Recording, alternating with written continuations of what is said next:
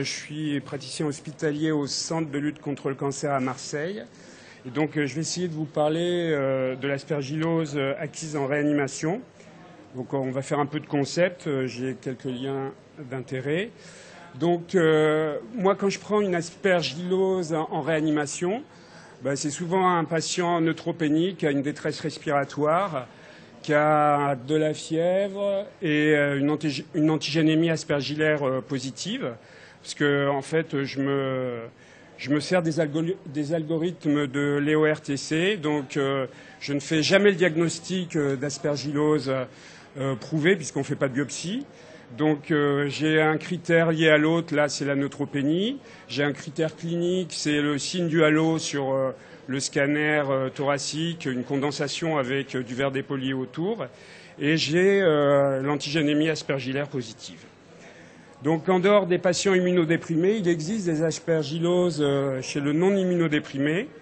Donc, ces deux case reports en 79 dans le JAMA, où effectivement les auteurs décrivaient une aspergillose, des aspergilloses invasives chez des gens indemnes de toute immunosuppression dans un contexte de grippe, mais quand même, quand on leur faisait les IDR à tuberculine, c'était négatif. Des séries autopsiques sur des patients BPCO, corticothérapie, et tous positifs à l'aspergillose, donc dans un contexte d'immunosuppression possible par la corticothérapie. Puis, au fil du temps, beaucoup de publications autour de ce thème hors immunosuppression importante, avec des patients de risque intermédiaire que sont les BPCO, les corticothérapies, les transplantés d'organes, les insuffisants hépatocellulaires, les patients de réanimation avec des sepsis très sévères, les patients atteints de grippe, et puis il y a des facteurs environnementaux contaminants, la présence de spores aspergillaires dans l'atmosphère. Donc l'incidence, quand on reprend la littérature, donc nous on avait évalué ça sur l'étude Trialo, 1011 patients d'hématologie, 69 aspergillose, 7%. Et c'est à peu près ce qu'on retrouve chez le non-immunodéprimé, selon les séries, et notamment chez les BPCO. Le pronostic, sur les données récentes, la mortalité pour les patients d'oncohématologie, c'est 60%. Et puis quand on prend les données récentes, on est de l'ordre de 40 à 60% selon qu'on soit BPCO, insuffisant hépatique, corticothérapie au long cours, porteur d'un ARDS. Donc quelque chose qui se tient. Et quand on reprend les séries plus anciennes, en fait, les mortalités sont très très élevées, de l'ordre de 90% à 100%, pour la probable raison de la difficulté du diagnostic, du retard du diagnostic et du retard du traitement, puisqu'à l'époque, on ne suspectait pas tout à fait ce type de pathologie. Difficulté du diagnostic en réanimation, parce que le scanner chez ces patients est pollué par les pathologies sous-jacentes de réanimation. Les pneumopathies, c'est des patients qui sont hyperhydratés, qui présentent des atélectasies, qui ont des syndromes de détresse respiratoire aiguë. Et puis le fameux signe du halo, il est assez fugace chez le patient immunodéprimé et encore plus chez le patient non immunodéprimé, puisqu'il disparaît au bout de 5 jours à partir du début des manifestations. Donc cette série où chez des patients porteurs d'aspergillose putative, on se rend compte que le signe du halo et le signe de la cavitation n'est pas du tout prédictif, n'est pas discriminant, on va dire, pour faire le distinguo entre aspergillose putative ou prouvée et colonisation. Un petit mot sur le signe du halo, c'est ce JCO de 2001. Alors il est spécifique des patients immunodéprimés, neutropéniques essentiellement. C'est une condensation avec autour du verre dépoli. Le verre dépoli, c'est de l'hémorragie alvéolaire et ça signe le caractère angio-invasif de l'aspergillose. Ça dure 5 jours à peu près. Après, on enchaîne sur de la condensation complètement pas du tout spécifique et de la cavitation parfois. Donc le signe du halo, il est plutôt chez les neutropéniques et il est fugace.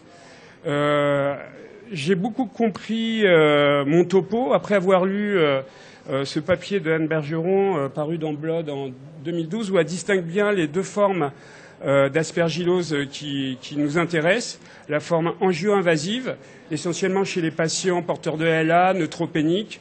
On a le signe du halo, et on a rarement une documentation mycologique dans les prélèvements bronchiques.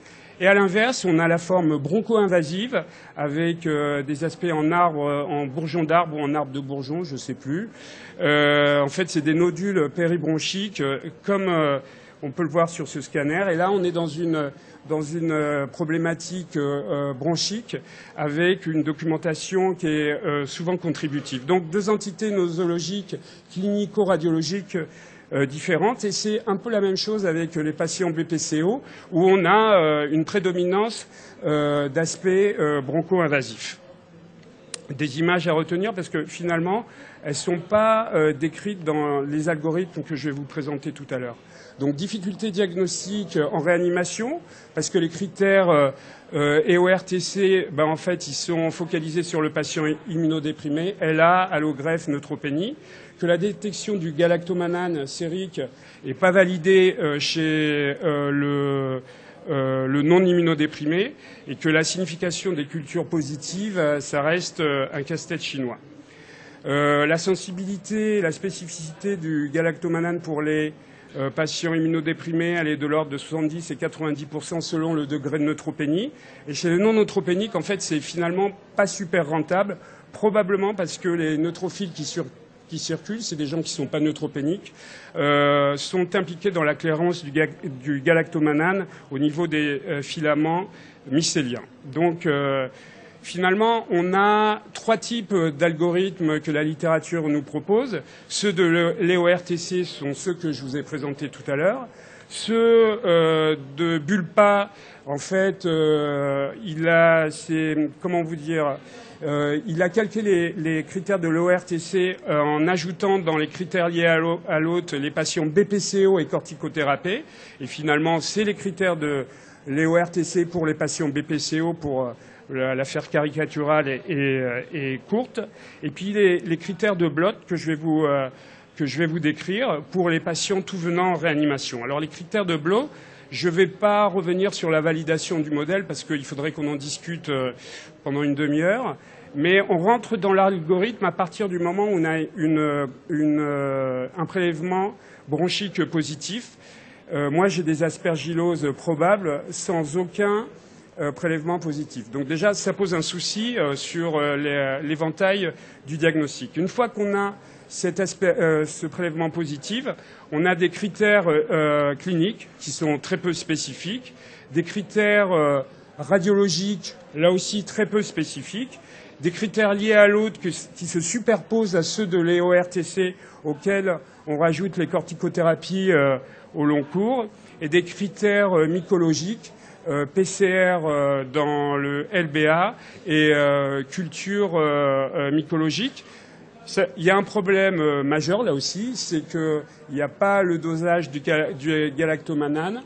Les sinus au niveau du scanner, le scanner des sinus n'est pas mentionné. On sait que c'est une infection à départ aéroportée et souvent, en cas d'aspergillose pulmonaire, on a des sinusites. Nous, on l'expérimente.